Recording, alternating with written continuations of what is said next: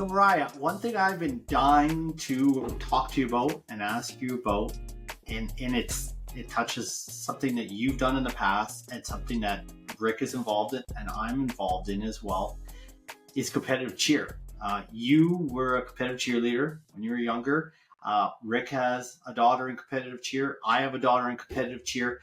I'm really curious on how competitive cheer made you the person you are today. Like what value, what did you take out of that competitive, being in such a competitive sport? And I don't think I realized how competitive cheer is until I've gotten into it and I've seen it now. So I do understand how much discipline, etc., needs to be in it. But I think it's a great conversation piece as when we have kids that are from 10 all the way up to say 18, 20, what they are doing helps define their future and helps them. Yeah.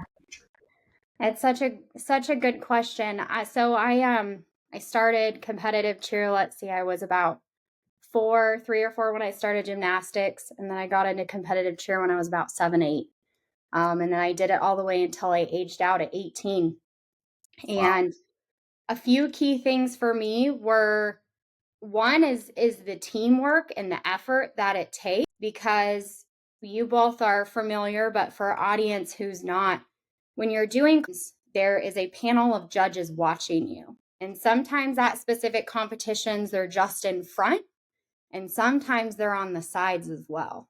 Yeah. And every little thing that is wrong or off, literally your thumb is sticking out or your foot is stepped off a line, like point deduction. So when you're in that competitive environment, you're on the mat, there is zero room for error. And the routines are 2.5 minutes. So you have 2.5 minutes to nail it. And if I am perfect and I execute flawlessly, the girl standing next to me could have done something that could have cost us a point deduction. So you are in such a team environment. Every single girl on that floor, I know there's co-ed teams. I only grew up in an all women's team. And just because you're perfect, the person next to you might have not executed at that level. So you have to drill and train your team constantly. I mean, I was in the gym 3 to 5, 6, 7 times a week, kind of depending again on that season, what season we were in, for hours. And it wasn't just me fine-tuning and honing my skills. It was supporting those on my team that couldn't. Whatever level we were at, someone might have not had a skill or not. And we need to make sure that everyone was on that level going on to the floor in front of the judges. It's a lot of girls, have a very perfectionistic mindset because you are being judged at that caliber.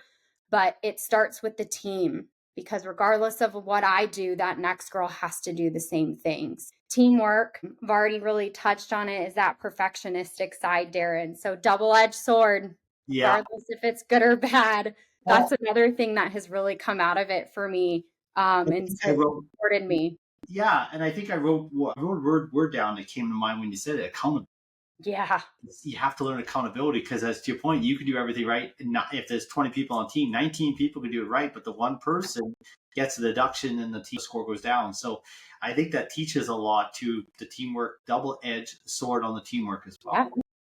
Yeah, absolutely. And physically, I mean, you guys know stunting. So the audience, when you're holding the girl up, when you're throwing her, that's stunting. Stunting is a teamwork effort, literally, physically and mentally. And as a flyer, I did, probably until I was 14 or so, I was a flyer. And then I switched spots. But you have to trust the people below you. Literally, physically, you have to trust the people below you. And so you have to build that relationship with them. If they're tossing you way up in the air, you just hope they actually get you. Scares me all the time. So, I mean, it's almost like that old, like the trust me thing where you're like, hey, just fall. The trust fall. You. And then you always have that one person who thinks it's funny and lets the person drop. Yep. Well, you get seriously injured in the cheerleading. Okay, so I heard, I mentioned teamwork, trust. Yes, huge. I'd say a good chunk of discipline. Yes. Yeah, I mean, there were there were practices where I would get physically sick. Like, we'll save the audience from details because you are physically and mentally pushing yourself to the edge. Like there is no edge past that. It's like, how hard can you push yourself? And we would have practices where we were doing conditioning, and that's it. We were running lines, we were running outside, we were climbing ropes, we were, standing there and doing 50 back tucks in a row and then 100 push-ups and back up. And you just push yourself so hard that your body wants to give out. And so what mentally that has done for me is I know my Right. and I know when I need to take a rest, but I know when it's literally game time. You're like, I've got 2 hours to do whatever it is. That has greatly pushed and thankfully given me a grit mentality. Like I could feel like I can be thrown into anything. And because of that, it's like there is no end until everyone's done. Well, I think it's great to look back and say, you did it a long time. Like you say, Yeah. like Yeah, like 7, 8, I started actually competitive. Before that was just gymnastics. Yeah, so that's like you did that for a long time, which taught you about teamwork, taught you trust, discipline.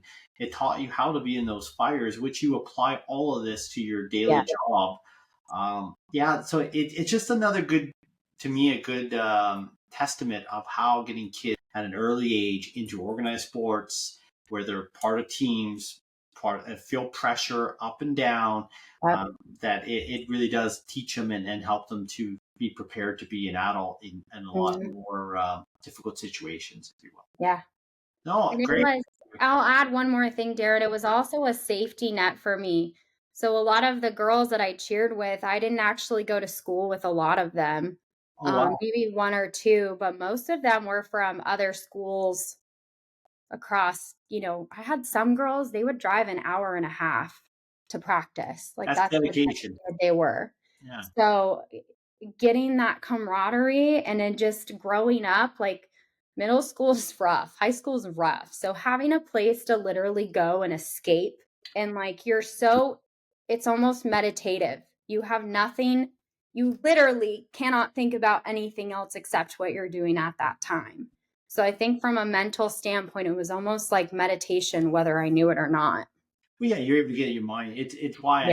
at the end of the day, I do like either reading a book or else like watching TV, because a movie or something, because then I don't have to think. I have to just focus on what's in front of me.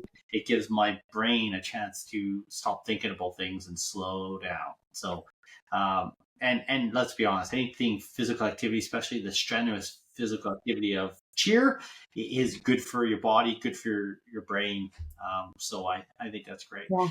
Thank you. That I've always been wondering as a cheer dad, what my daughter is going to learn from this and what she can carry forward. So yeah, that's great. Thank you. Yeah, absolutely.